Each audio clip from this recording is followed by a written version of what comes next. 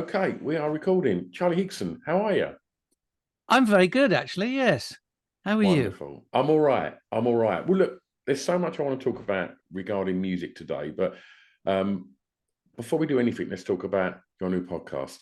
Because Okay. normally, Yeah. like when Lovely. guests come on and they've got something, I always save it till the end, but it seems pointless. Let's just jump straight in. Tell us about the podcast. Yeah. I'm not. I've done a few of these lately, and I thought, yeah, I'll do that. That'll be fun to do, and I can talk about the podcast, and then it finishes, and I carry on with my day, and then I think I forgot to mention the bloody podcast. I just enjoy doing them. So yes, I've taken a slight sort of sideways step into doing podcasts. Well, I'm doing a history podcast. I suppose most people might assume I would do a comedy podcast, and I've been trying to persuade Paul Whitehouse to do one with me, but he's proving reluctant at the moment. But I'm working on him. But yeah, I mean, for the past at least 10 years or so, I've been a regular at a thing called the Chalk Valley History Festival, which is a fantastic history festival in the Chalk Valley, funnily enough, in Wiltshire. And it has all the top historians on. And I initially went to host a kind of comedy history quiz, which I do every year. But then I also said, well, look, while I'm here, I'll do a talk. So I've been delving into history, and I got interested when I was at school in the 1960s.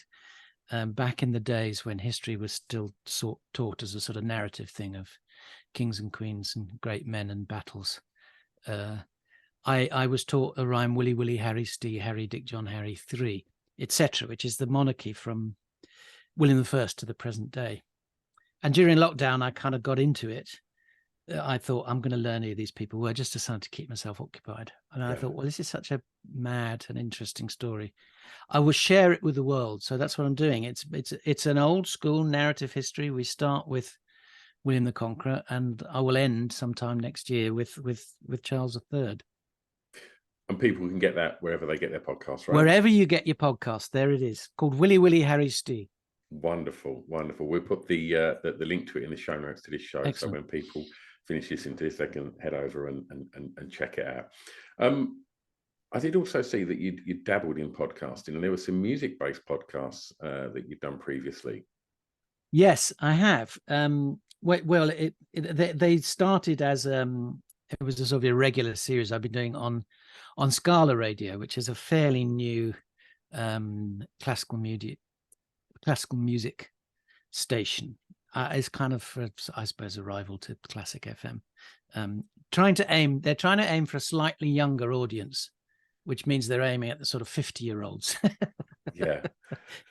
But I've always been interested in classical music, and it is kind of my first love. And I know on this podcast, it's kind of like, what was the first music I bought, and it was mostly classical. I was a terrible nerd when I was a teenager, but I do love classical music. So I have a show on Scala Radio, which I do occasionally, called Charlie Higson and Friends, where I talk to friends about classical music, but it's wider than that, because the remit on Scala is wider. So it's not just classical, it's film music, it's music from games, from TV shows, anything really using the sort of setup of a classical orchestra, as it were. Sure.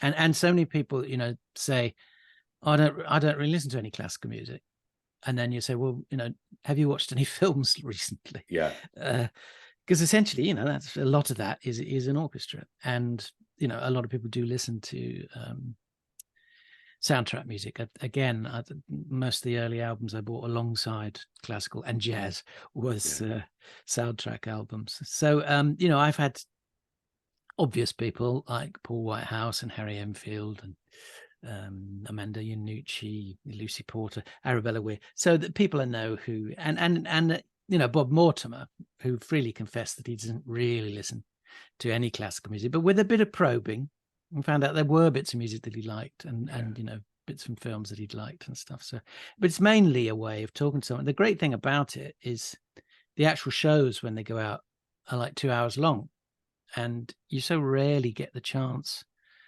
even in real life, to talk to any of my friends for that long.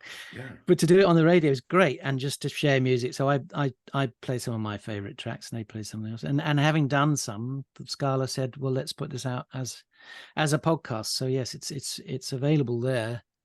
That might be slightly harder to get hold of. I'm not sure that's available on all platforms. You might have to go through the Scala Radio app. Okay. Well, we'll find that the show notes for we pop that in the show notes as Great. well. Well, let's start your playlist today. And and Charlie, I'm going to ask you first to tell me the song that you regard as having the greatest ever intro, please. That's such a difficult question, isn't it? Everyone says that. Everyone says this is the tough one. Well, because there are so many, and there are so many great intros that come on, and you think, oh yes, I love this. And you know, I could have gone for a bombastic one like "Born to Run" or something about Bruce Springsteen. But actually, I do prefer music that is a little more, not laid back, but I like music that's quite sort of casual and relaxed. I don't really go for the sort of big soul belters, that sort of X Factor style of singing, where why sing one note when you can sing 12, and everything is just passionate and blaring at you. I like things which are understated, and I like it when it's just a really great bunch of musicians come together. They all know exactly what they're doing. It's like, okay, now let's get into the groove. And I think a perfect example of that, and I chose it because I've been listening to it quite a lot recently, is "Love and Happiness" by Al Green. You know, at his peak, those songs were just so in control. And again, he's an understated singer. Yeah. You know, he enjoys singing. He's a great singer, but he's not wailing and bellowing. And the intro for this is very simple. I mean, there's an extended bit where he's kind of getting into it and the guitar's noodling a bit. And then it's like the drummer says, okay, let's go for it. And I do like an intro that starts with a drum beat. I was toying with Like a Rolling Stone. Oh, yeah. Again, one of the most famous opening snare beats in history. No one's chose that, Charlie. I've done 500 really, of these. Well, maybe they think it's too Like obvious. I don't know, Stone. because it kind of announces, you know, not just the song, but it's a kind of like a new style of music for Bob Dylan and everything. It's like, okay, this is going to be something new. Also, Sound and Vision. You see, that starts with a great drum beat, the sort of synthetic drums. But the Al Green "Love and Happiness" is just, the drummer says, okay, here we go, tap, tap. And then everything just falls into that amazing groove. And the rest of the song carries on and it's fine. Yeah. And occasionally they think, well, let's do the intro again, because that's the best bit. But no, it's a fabulous piece of music. You said that you've been listening to that Al Green recently. Where do you listen to music? Well, I work from home. I have a studio, which I am in at the moment. And I've always worked from home. And for years, I thought, well, I can't listen to music when I'm writing, because it would be a distraction. But then I thought, well, I'm sat at this desk for like 8 hours a day or whatever. And I kind of tried to do office hours. And, you know, I did have a good audio set into the computer, but I wouldn't use it when I was writing. But I thought, I've got to work out a way of actually that I can listen to music, because, you know, it's my office. My wife was not working from home, so I was just me by myself all day. I could blare out music as loud as I wanted. So I and this was back before Spotify. I started putting together sort of playlists on iTunes. And it was mainly starting with classical or film soundtrack music, stuff without vocals, stuff that it wasn't going to kind of interfere with me, but could act. And it really came together for me when I started writing a series of young James Bond books. I wanted to put some music on that would get me into the right frame of mind for writing, and could act in a way as a soundtrack to what I was writing. So I put together a Bond playlist. I've got loads of Bond soundtrack albums, and obviously start with the James Bond theme, kick it off, and away you go. And it worked fantastically well. And what I realized was, because I will usually have 2 or 3 different projects on at once, is I would put together a different playlist for each one. so I can switch. My head gets in the right place. So I might be, back in those days, I might have been doing, young James Bond in the morning, something else in the afternoon, with a completely different playlist. And you hit the different playlist, and your mind is instantly in the right place. And I found that it worked really well, and I really enjoyed it. And I also I put together a sort of general writing playlist for any project, which has actually got a lot of Philip Glass on it. A lot of writers say they listen to Philip Glass when they're working. Oh, really? Yeah, because I think it's because of the music. The pieces tend to be quite long and quite repetitive, and because it's a sort of sequential music or whatever, there's not a lot of sudden blaring loud bits and then quiet bits and then a fast bit and then a slow bit.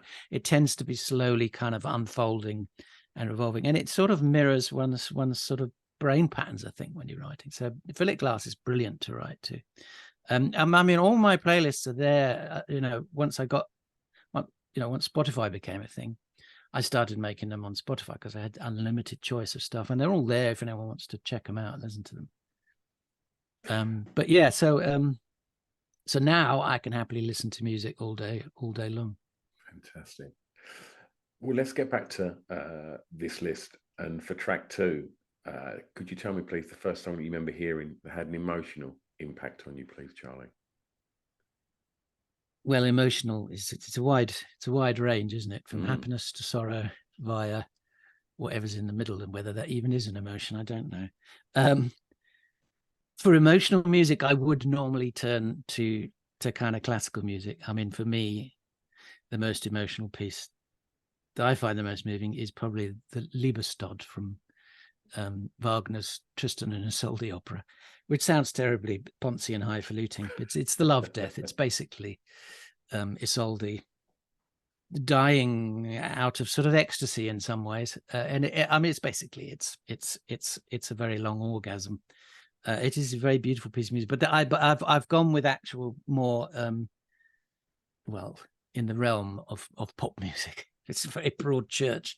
And I mentioned it just now. It's the James Bond theme by John Barry, because definitely as a little kid, hearing that for the first time in the cinema was completely emotionally overwhelming. It was the most exciting thing, and it instantly transports you into this world of glamour and sex and excitement and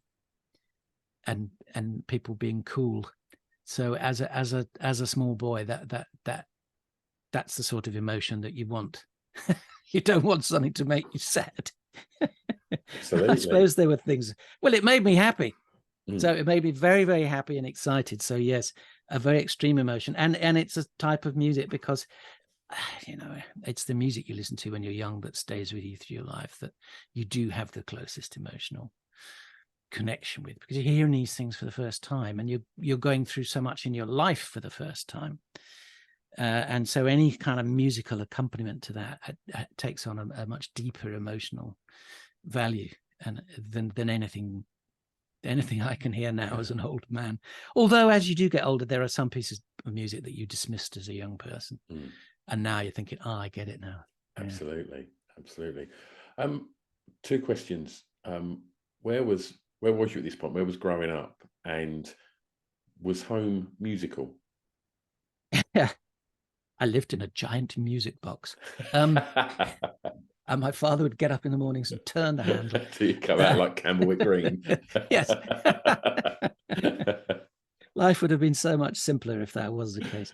I'm a very sort of dull, straight down the line, sort of middle class product of the home counties.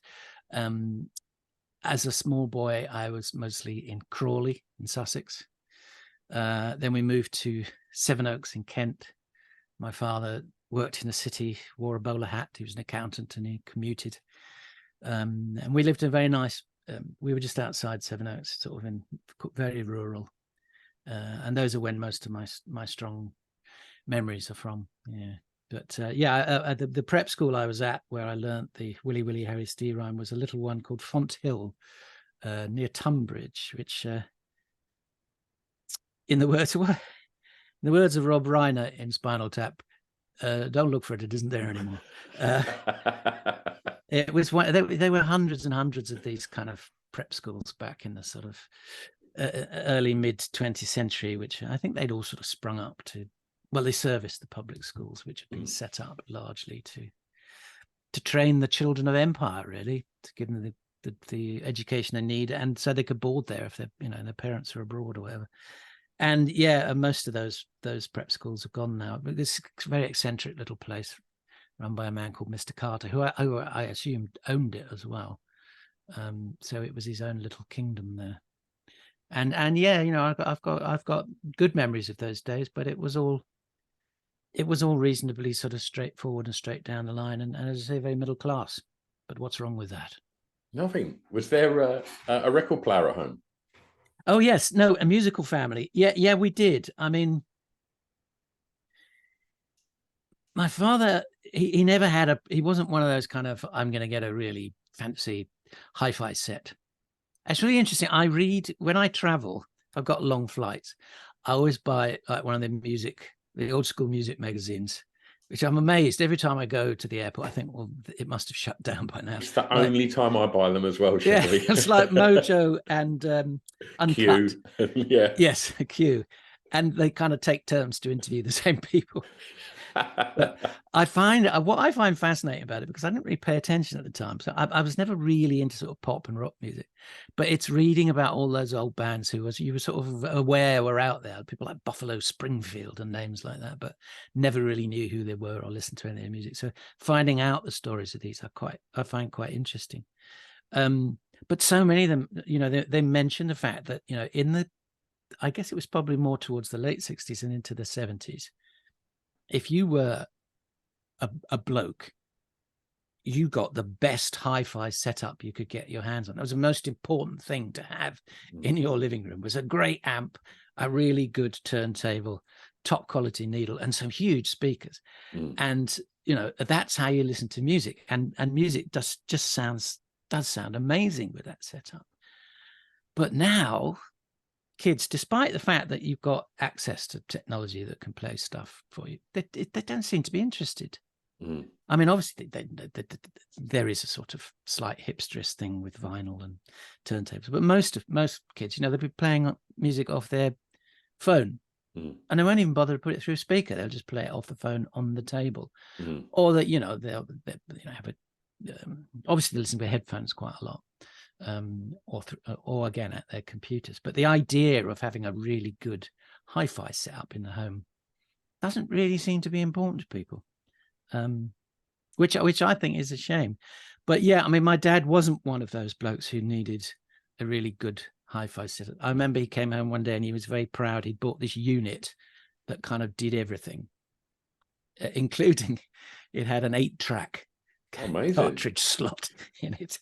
Not that we had any 8-tracks, and he never bought one, but you could get an adapter and put a cassette player into an 8-track adapter and shove that in. So it worked as a tape player and a radio and a turntable. So it was everything all in one box. So it was really pretty crappy, with 2 little speakers. But he seemed happy about that. But then he did upgrade, because he started in later life. He started getting into classical music. And we had an okay setup in the living room, and I really got into classical music. And I'd get home from school and I'd move the speakers on the floor and lie between them with them facing at me, and play things like Wagner, loud classical music, the sort of heavy metal side of classical music. Which was great. But I mean, my father had this set of records, a few classical records.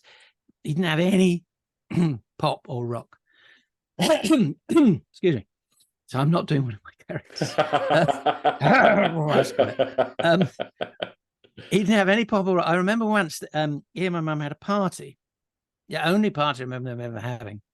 And so they needed to get some music for it. So they bought one album, and it was by a band called Sounds Incorporated. Yeah. Do you know who Sounds Incorporated were? Did they do the Dawn of Aquarius? No. Oh God, who was that? No, that'll come to me. No, it Sounds Incorporated were essentially session musicians, right? And they basically, anytime an American rock and roll act would come over, they wouldn't afford to bring a band with them, so that they would use English musicians and Sounds Incorporated with the kind of go-to setup. There's sort of musicians who could play anything and everything, and they did a couple of albums of instrumentals, cover versions mostly of things at the time. So that was that was. How did that go down at the Do? Well, you know, they would play one side, then play the other, then go back and play the first side again. So yeah, I mean, it was quite fun. But I then inherited the album and I played it to death. Their first album is brilliant, and it had a few kind of sort of pop versions of classical music on, like the William Tell Overture, for instance. It was quite like the Shadows, who I think they also played sort of back up to other people, didn't they? Lots of twangy guitar, which I liked as a kid. I guess because it all sounded like James Bond. But my brother, luckily I had an older brother, my oldest brother. My second brother was more into kind of prog rock and Genesis, which I never got into. But my oldest brother had quite a good record collection. And again, it was slightly eclectic. I don't know what would you describe that, sort of early 70s people like Family and Faust and you know, it's Pink Floyd, you know, veering away from what he would have seen as commercial stuff. Well, I won't say the other one because I think it's the answer to my next question. Okay. Maybe we should move on to that. Let's do that, because we're talking about those formative years. So tell me, Charlie, the song that reminds you of your time at school, please. Well, the album of my brothers that I really got into most and that I listened to over and over again and would instantly take me back to those years, so I sort of early teenage years, was The Velvet Underground and Nico, which just kind of spoke to me. You know, it's quite sort of straightforward. There's not a lot of, well, there's experimental showing off, but it's not like, let's do a drum solo, let's do a guitar solo. The drums basically more, Mo Tucker just starts up with a rhythm and carries on till the end of the song and then stops, which for me was perfect. And it all tended to be quite sort of repetitive. And for me, as this sort of, as I say, sort of nerdy middle-class schoolboy in commuter district in Kent, listening to that album transported me to a much more dark and exciting world of kind of New York in the early 70s, with all these kind of freaks and weirdos and lots of sex and drugs. And it was so different to my life. And I suppose it sort of gave me a sort of a yearning and a desire to move on.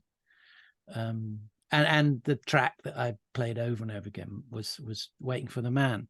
Yeah. Again, absolutely out of anything I'd experienced. I'd never had to walk up to a brownstone in New York and go in with all these weird people and find my dealer. Yeah. I just went to the local pub underage and drank brown ale. I mean, you know, you're talking about your brother's record collection and obviously listening to the Velvets and stuff.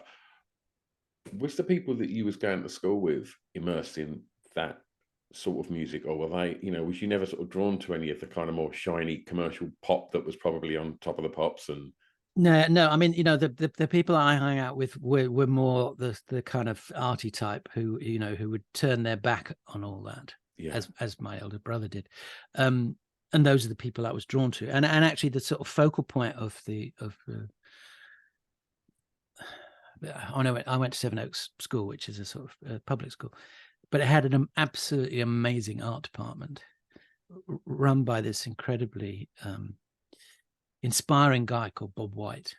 And he taught art, but he also taught about life and ways of looking at the world and ways of understanding. And, you know, I learned so much more in the art department than I did anywhere else at school.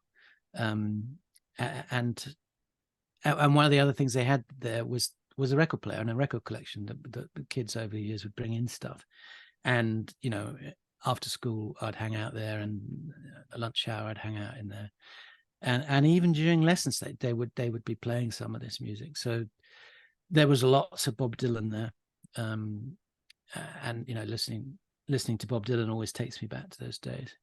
And lots of albums which were very similar. I mean, like the Velvet Underground, similar to what my brother was playing. It was kind of anti-pop, I suppose. Isn't that slightly snobbish, sort of? I think that's a fair assumption. No, Old Grey Whistle Test kind of world. It was kind of like albums, not singles, and you mustn't watch Top of the Pops. Although I did watch Top of the Pops because of Pants People. But it's amazing. Out of the that art department, lots of musicians came out of there.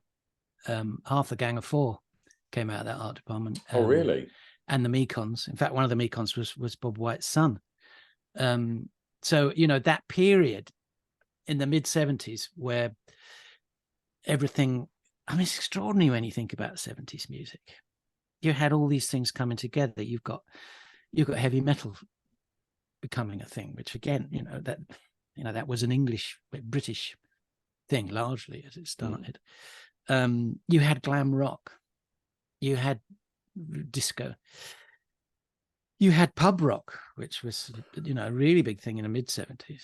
And I think it's like, and then you fast forward just a couple of years, and like I love watching the kind of retrospective episodes of Top of the Pops now. And a few months ago they had one from '79 on, and you've got like the kind of emerging sort of post-punk scene. You've got the tail end of like a kind of the I don't know, lots of mohawks and shitty punk, really, that sort of come Good from punk there. Didn't last very long. No. But then you've also got the sort of disco, and then you've got two-tone, and you've got the stuff that was happening on like Stiff and things like that. And it was such an exciting time for music.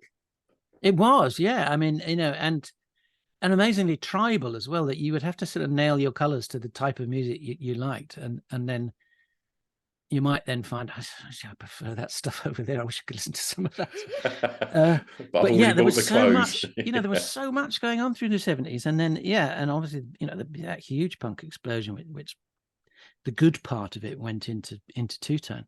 But yeah, there was a lot that you could say, right, this is my music, I'm going with this. And it was all feeding into each other, and that rivalry between all the stuff was really creative. And so out of that mid-70s period, starting with pub rock and then moving into punk rock, that idea of what, it's been overdone, but, you can do it for yourself. And everybody wanted to start a band. I think there'd been a bit of that in the early in the 60s when the whole guitar group thing started. But I don't know what had happened slightly in the early 70s, but certainly from the mid-70s, everybody was wanting to be part of this. Well, you was, right? I did, yes. I mean, I went to, I took a year out, then I went to Norwich, home of rock and roll, in 1977, where I met Paul Whitehouse. We gravitated towards each other because we were two of the few people at university who wore straight jeans. I've tried to explain this to my kids. I've said, and they said, well, because they thought that only a few people wore flares. They thought that was some hippies. If you're a hippie, if you're an outsider, you wore flares. It's hard to get across that everybody wore flares. Even businessmen wore flared trousers with their suits. And if you wore straight jeans, you'd be chased around and beaten up as some kind of aberrant figure. So yes, at university, those few people who wore straight jeans got together and we formed a punk band in Norwich called the Right Hand Lovers, which didn't last very long because Paul and most of the rest of the band were thrown out of university for not doing any work. And punk had kind of died by that point anyway. And I formed another band, which eventually became the Higsons, which is what I did. Which is what I did for 5 or 6 years after leaving university. I was a professional singer.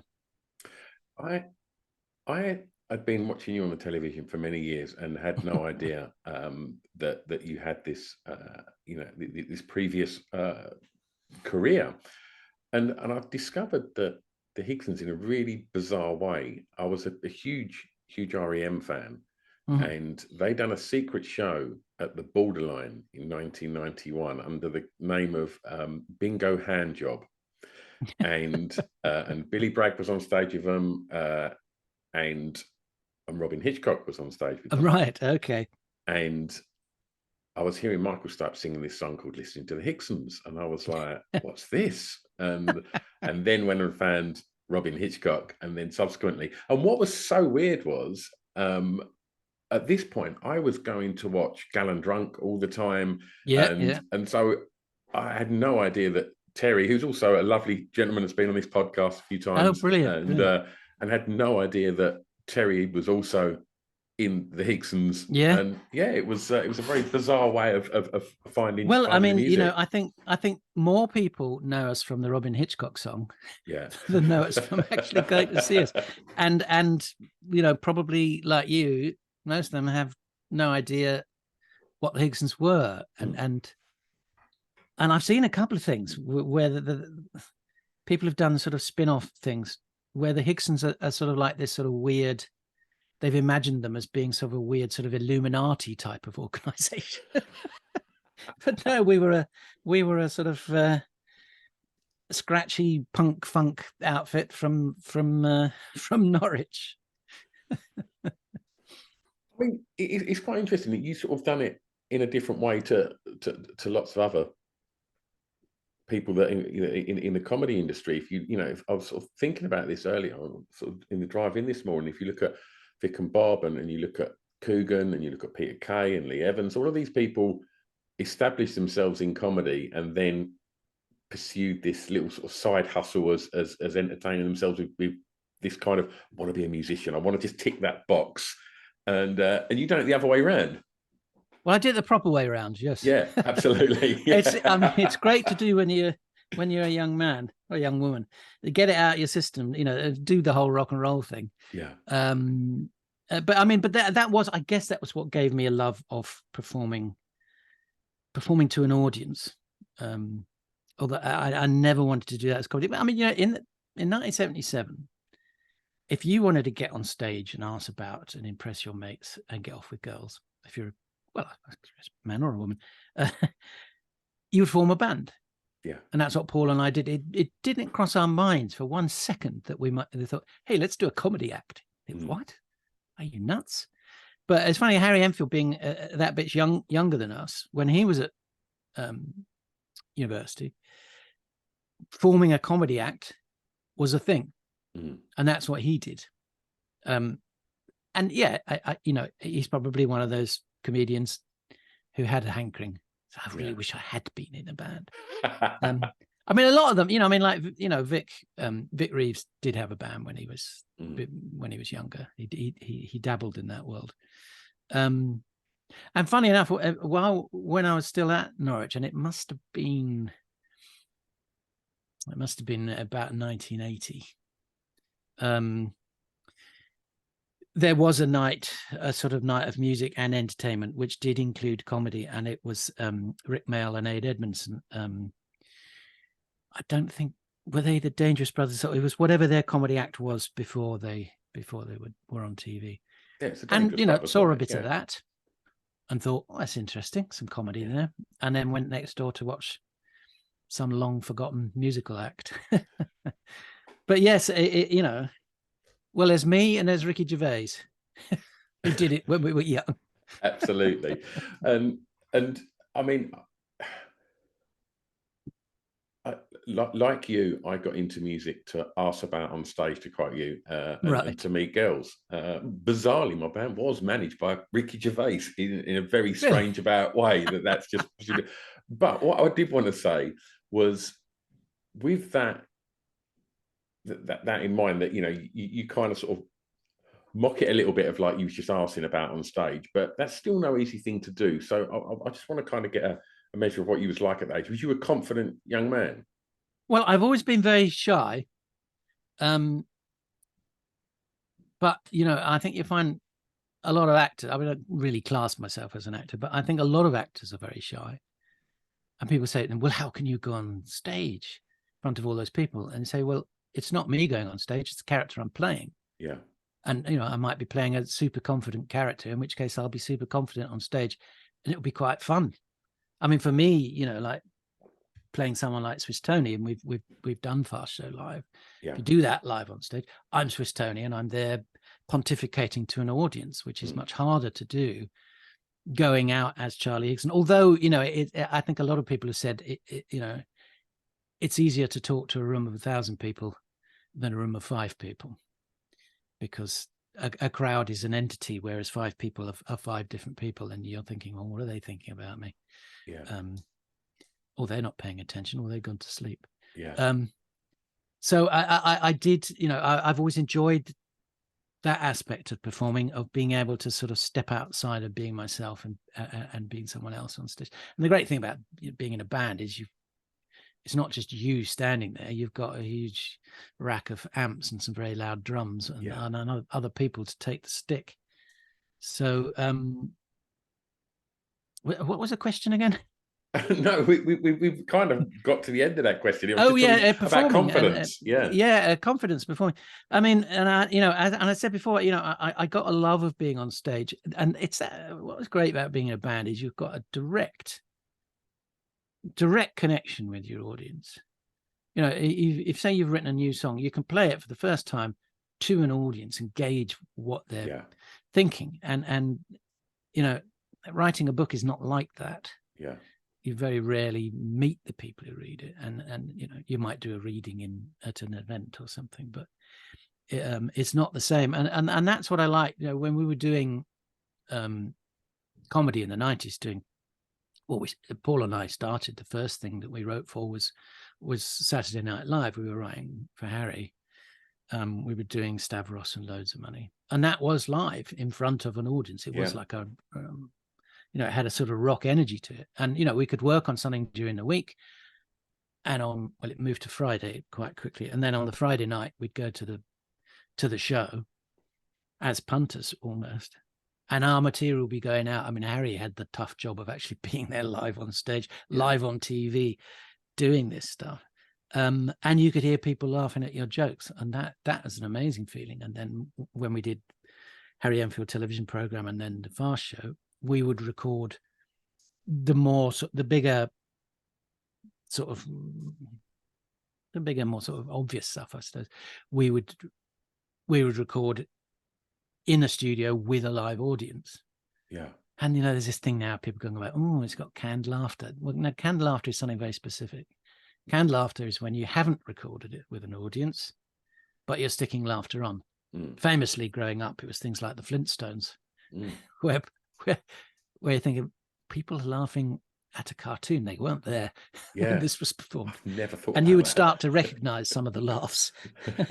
But you know, we got that energy from the audience, and you get that instant feedback of whether something is funny or not. You know, whether, you know, where you need to put a bit more work in and stuff. So I loved that aspect of it, and it's a shame that it's kind of fallen out of fashion for TV comedy. You get it on chat shows and stuff like that, but most comedy now is, you know, it's all single camera, 2 people in a flat talking about their relationship. I'm going to ask you to tell me the first song you remember buying from a record shop, please, Charlie. Well, as I was saying before, the first stuff I remember buying was albums. The first album I bought was a Fats Waller album. And it was actually, and because I never really got into pop in the 70s, I wasn't sort of buying the latest David Bowie or Sweet or whoever. I only really started buying singles when, you know, in the second half of the 70s, where you suddenly have, you know, labels like Stiff Records, and you think, oh, I want one of those. That's a collector's item. And so you'd start, you know, I'd buy a lot of the early stuff, and I can't remember exactly the very first one I bought, but amongst the first records I ever bought was England's Glory by Max Wall, which is a song that Ian Jury wrote for him. And the early Stiff Records were so interesting. was that transition from pub rock to punk rock, and it sort of solidified into one thing as punk rock. But in that sort of interim period, there was just this sort of weird mix of stuff, and particularly that they were doing on something like Stiff Records, a lot of quite diverse acts, including people like, you know, Ian Dury, who amazingly was sort of seen as a punk artist, although there's, apart from his attitude, there's not really a lot of punk in there. There's no punk in there. You know, they were quite a tight jazz funk outfit, really, completely. And obviously, you know, Sex and Drugs and Rock and Roll was one of the early singles I bought, but the Max Wall one, I must have heard it on John Peel or the like, but I just thought that's a fantastic record. And it's got everything that's great about Ian Dury. It's a really well put together lyric, and it's about Englishness. And it's all these sort of cultural icons and cultural references, a lot of which will mean nothing to a young audience to today. But at the time, for me, that was the kind of summation of my life at that point, what it had meant to me. There's a reference to Mr. Pastry in it, who was this, he was a sort of pantomime act, a music hall act, never really transferred to TV. But I remember going to see a pantomime, must have been mid-60s, with Mr. Pastry in it. They used to, you know, between scenes as they were setting things up, you'd get the sort of comedy routine. And he had a wallpapering act, which he'd probably done for like 20 years unchanged. Because it hadn't been on TV. So a lot of people were seeing it for the first time. But, you know, it was a slapstick act trying to hang some wallpaper. And it stuck with me. And so it was great, you know, hearing the Max Wall song. With a reference to Mr. Pastry. You've not heard it before? No, and I went and sort of had a look at it, and then I was like, okay, and then I didn't realise it was on Stiff, and then ended up going down this huge hole, just looking, like watching Max Wall on YouTube, and then also he was extraordinary, exploring Stiff again, and I don't know if Dave Robinson's ever wrote a book or if there's a documentary available on Stiff, but honestly, really as a label, it's phenomenal. And that really was the area that I was interested in. You know, the sort of ones, hard punk. I bought some of the stuff, but I liked the more sort of arty, the fringes stuff. You know, more the Ian Dury side of it than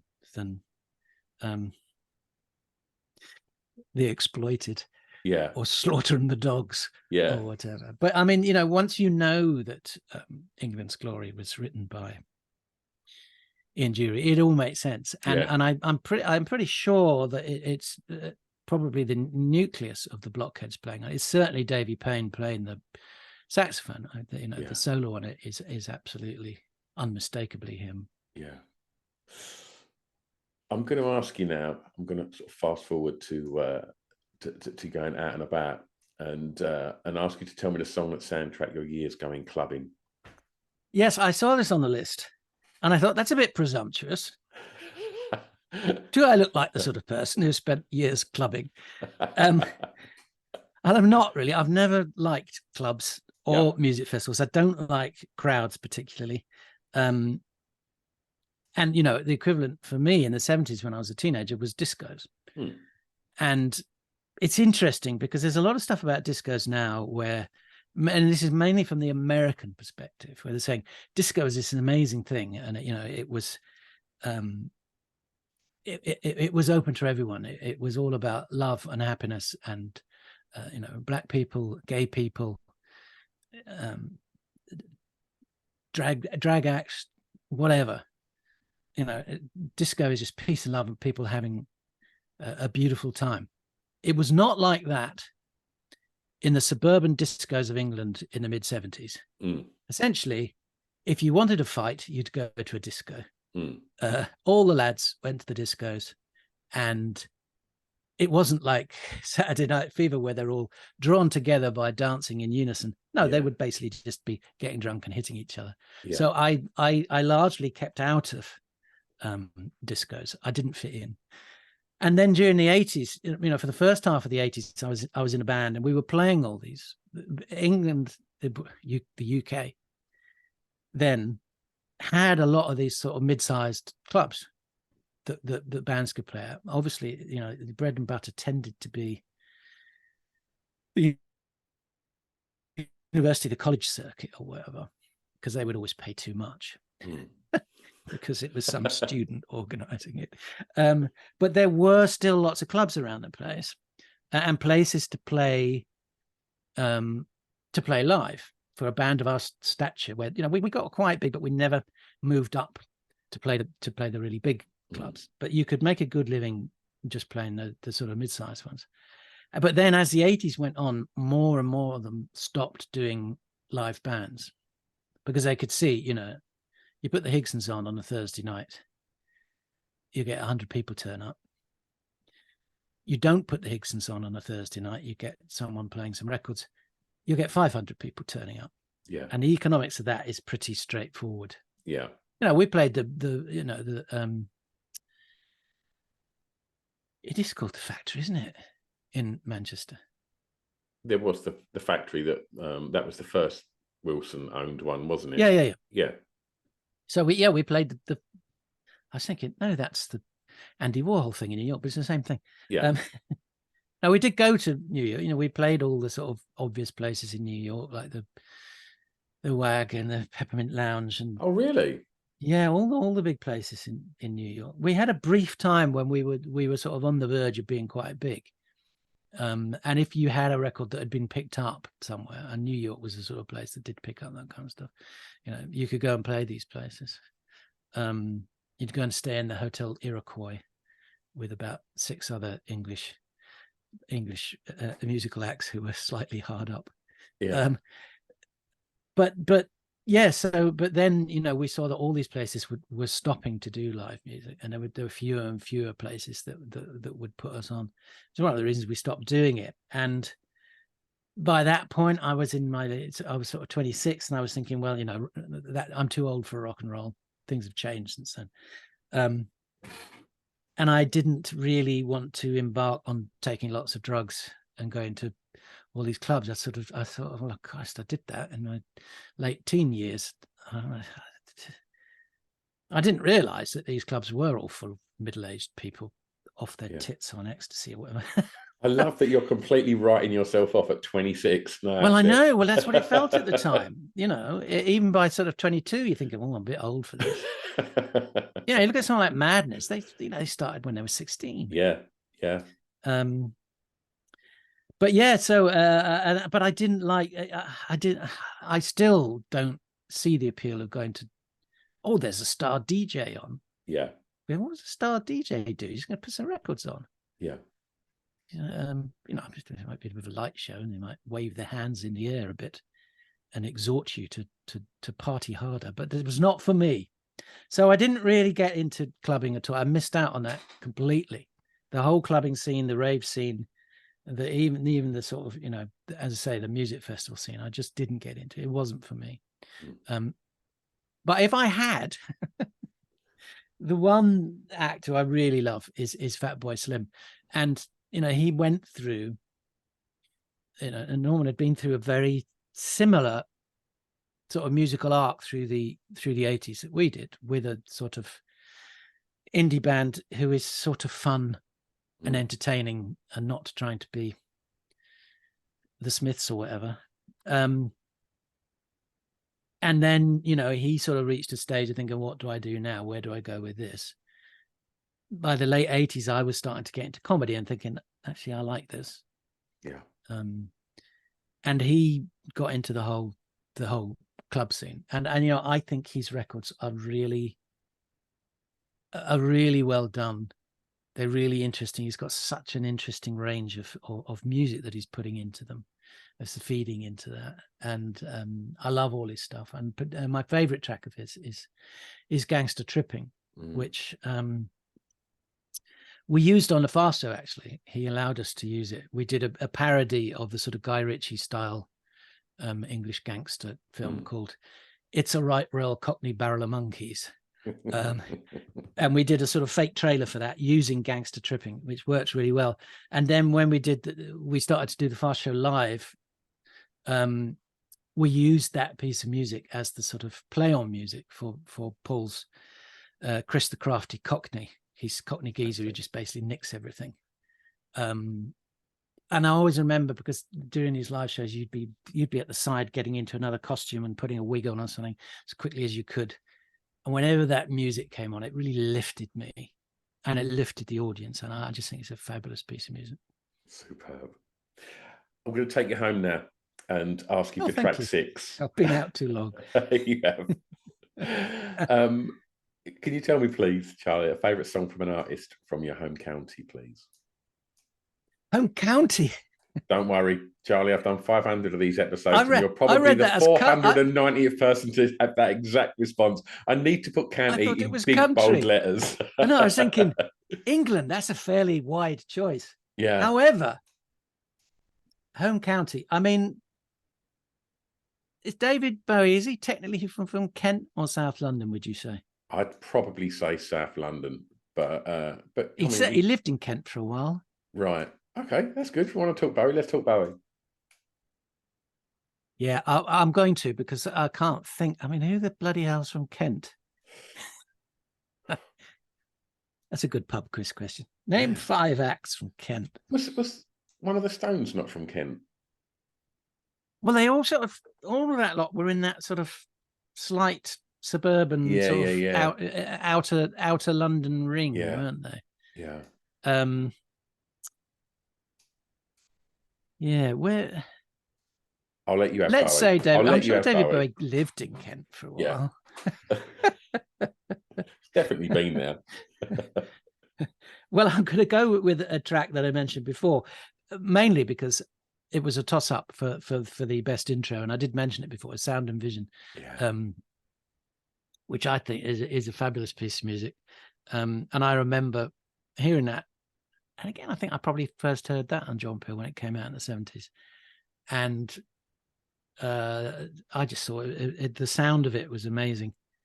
I mean, one of the things I really like about David Bowie is I'm not into lyrics at all. I'm hopeless on a lyric round. That surprises me as a writer. I don't. Yeah, because for me, music is what it sounds like and the feel of it. And you know, David Bowie and Bob Dylan have a sort of similarity in that you can listen to the songs, you think this is kind of about something, but I don't really know what. Yeah. And I can impose my own meaning on it, and it can mean whatever I want it to. And for some reason, I listen to a lot of world music because I'm not constantly being bombarded. You see, most pop music has one meaning, and it's quite specific. And, you know, once you've heard that once, you don't want to keep being reminded that someone's in love or they've just broken up. Yeah. You think, well, stop telling me that over and over again. Yeah. But David Bowie, you know, people go, oh, amazing lyrics. But, you know, he freely confessed himself that, you know, he's writing things on bits of paper and cutting them up, sticking them together. Well, that sounds good. And I've always assumed, actually, that the line blue, blue, electric blue, because I know a lot of the times when he would be like in the studio working with the musicians, putting the songs together, they do things like play over existing songs and sort of noodle around and make their own stuff up. But also, and it's a thing that a lot of songwriters do in bands, is you just sing any old gibberish that comes into your head to start with. And I've always assumed that he started out by singing the old SO Blue advert, blue, blue, SO Blue. Yeah. And then just changed SO to electric because it's quite similar. But yeah, I mean, I've got no idea what Sound and Vision is about, and I don't want to be told if it does have a meaning. It's fantastic, isn't it? It is, and the sound of it is just extraordinary. It's the payoff you get when that synth line drops. It keeps you've got to wait for the intro to really get going before that comes, and when it does, it's beautiful. Yeah, and I mean, I don't like a lot of synthetic music, but there's a feel to this. It's not just pushing buttons. Yeah. There's it just has an atmosphere and a mood and you know, it's beautiful and alluring, but also there's a sort of slightly weird queasy edge to it as well. Yeah. Is you definitely someone who's taken too many drugs. Absolutely. And, you know, listening to it, you know, as we were saying before about music taking you back, I can remember I first heard this in the bath in my house in Kent, listening to the radio, and it came on. I thought, that is amazing. Fantastic. And a brilliant intro, which starts with drums. Yeah, absolutely. Charlie, it's your last track. And for this, you get to be a tastemaker or influencer, as the kids are calling it. I'm not sure I'm gonna change most people's taste with this. As I just mentioned, I listen to a huge amount of world music, and in fact, you know, even as a teenager in the 70s, I really loved. My brother had a double album called the Non-Such Explorer. Non-Such, a great record label that do a lot of stuff from all around the world, and this was a sort of compilation. So 4 sides. There was one side of like Indian music, one of African, one of South American and Mexican, and one of kind of European folk music. And I listened to that over and over again, and I've always listened to world music ever since, because again, it takes me out of myself. It takes me to other places. But I was trying to think of A, something that people might not have heard, and B, something that would fit into a general kind of a rock lineup. And this can sound so pretentious. I really like Mongolian music. But I do. That can't not sound pretentious. I know. Impossible. There's no way of saying that doesn't sound like. But I do. I love throat singing. This gets worse, doesn't it? And the whole guttural thing. And there are some great Mongolian heavy rock bands who mix traditional Mongolian instruments with traditional rock instruments and Mongolian singing. And I've got no idea what they're singing about. And there's a great band called The Who, but it's spelled H-U. And some people might have heard they did do a track on one of the some people might know them because they did do a track on one of the Star Wars computer games. Right. But this track is called Wolf Totem. And they look great as well. They look incredible. They just look like crazy Mongolian metalers. Yes. Mixed with there's a sort of Game of Thrones aspect to it, sort of fantasy aspect to it. And you know, so many heavy metal bands, you just think, oh, look at those twats, they can't quite pull it off, but these guys do. Absolutely. They look great. And I love the way that they've mixed, as I say, heavy rock with traditional Mongolian instruments and some throat singing. Yeah. Oh, wonderful, Charlie, it's been such a delight talking. It's been great fun. Thank you so much for coming on. And just to remind people, the podcast, they can get it now. They can get it anywhere you listen to podcasts. Willy Willy Harry Stee, Charlie Higson's History of the Monarchy. And if you want to listen to any of those Charlie Higson and Friends, it's, you know, if you're thinking, oh, I'd quite like to get into classical music, it's not a bad way, because that's really what the show's about, my Scala shows. I'm not entirely sure, but you might have to go through the Scala app to get them. I did have a listen this morning, so I've definitely got a link for it. So I'll put it in the show notes so people can find it. We'll also put together, Charlie, a Spotify playlist of all of the songs that we've spoken about today. So people, if they haven't heard them, can go and listen to them as well. Fantastic. Charlie, thank you so much. I'm going to press stop. It's been my pleasure. But don't go anywhere. As if.